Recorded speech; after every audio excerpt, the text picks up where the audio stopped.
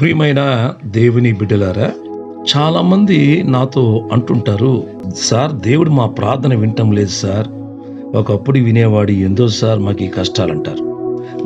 అంటే వాళ్ళ ఉద్దేశము దేవుడు మారిపోయాడని. ప్రియమైన వాళ్ళరా, దేవుడు ఎన్నటికీ మారడు. దేవుడు ఎందుకు మారడంటే ఆయన సంపూర్ణుడు గనక ఆయన మారవలసిన పని లేదు. కానీ మారేది ఎవరంటే మనిషి సంపూర్ణుడు కాదు గనక మనిషి మారిపోతూ ఉంటాడు. మనిషి పరిస్థితులను బట్టి, సమయాన్ని బట్టి మారిపోతూ ఉంటాడు. కానీ మన ప్రభు మన దేవుడు మారని దేవుడు.